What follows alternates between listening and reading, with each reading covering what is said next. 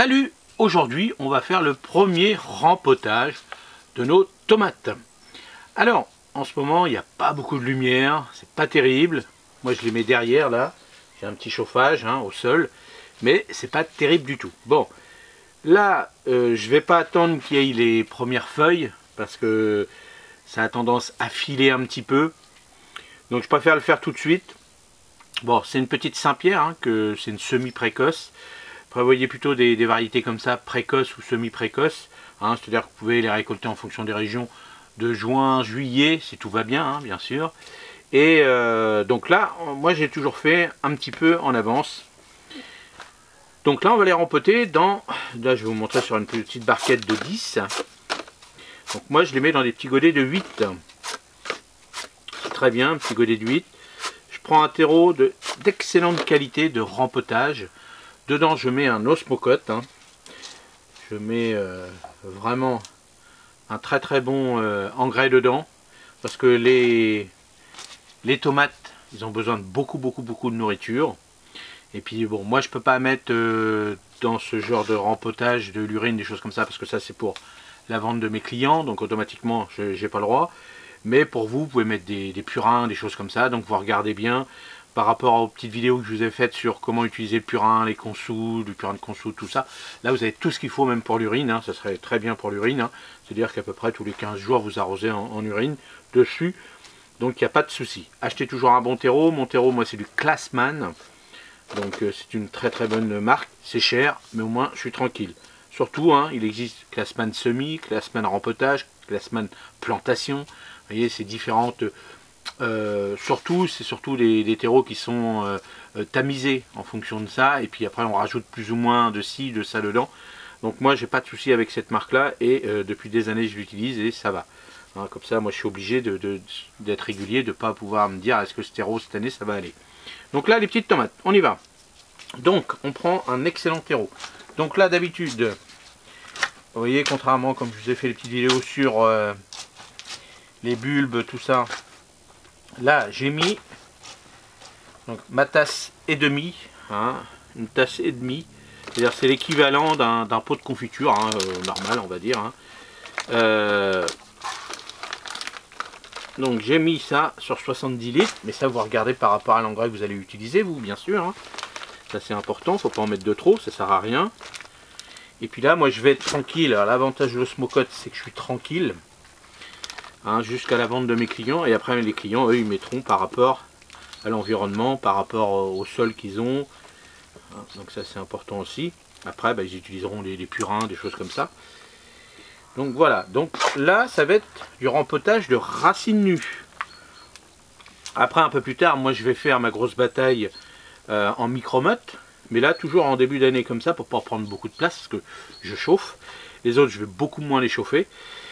Et là, ça va être de la racine nue. Donc la racine nue, c'est ce que vous faites vous généralement, au rebord de fenêtre, de chez vous et tout. Mais là, ça commence à filer, ça commence à monter.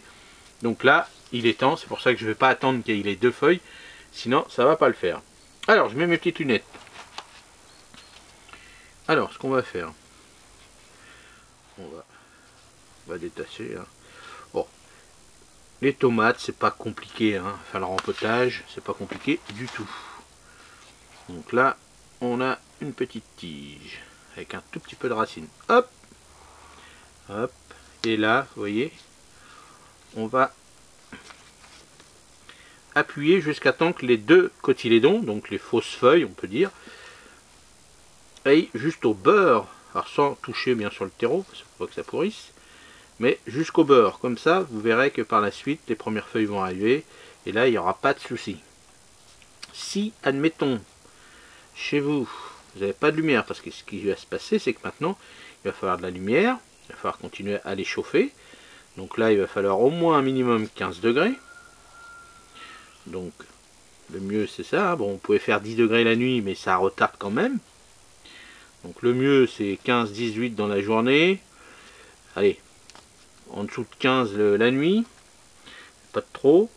Le mieux, ce serait de rester à 15 la nuit. Et 18 dans la journée minimum, mais surtout de la lumière, et c'est ce qui nous manque en ce moment, de la lumière. Il n'y a pas de lumière. là, hop.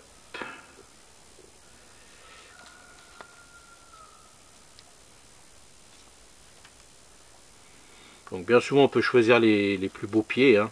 Regarde, hein, s'il y en a qui sont un petit peu abîmés, qui sont un petit peu... bah, vous laissez, vous prenez les plus beaux pieds.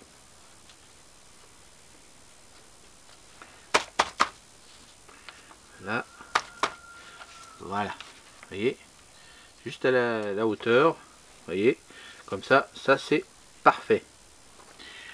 Alors, donc là, on va les mettre à la lumière, on a dit les températures, et donc moi je vais les mettre ici, sur cette table-là, je vais recouvrir.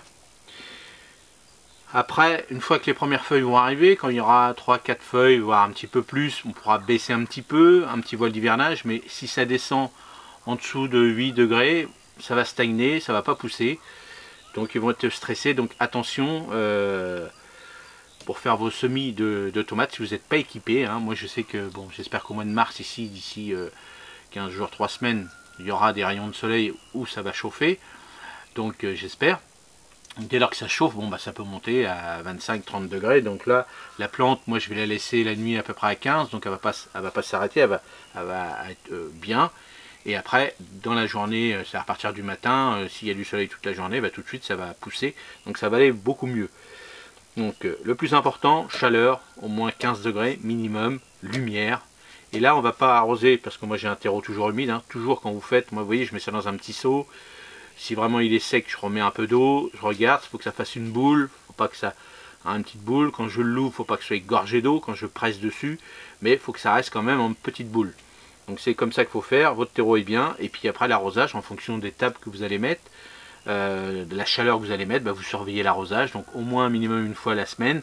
Le mieux à cette époque-là, c'est-à-dire surtout à ce stade ici, comme ça, c'est par en dessous, ça sera mieux quand même que sur le feuillage, parce que si vous avez des températures en dessous de 15, c'est pas bon non plus.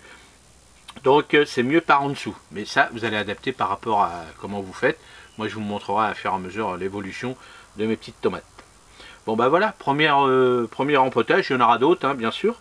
Et puis, bon bah, vous savez, s'il fait pas beau, si ça reste comme ça, humide et pas de lumière, bah, les autres rattraperont largement celle-ci. Mais c'est comme ça, hein, on n'y peut rien.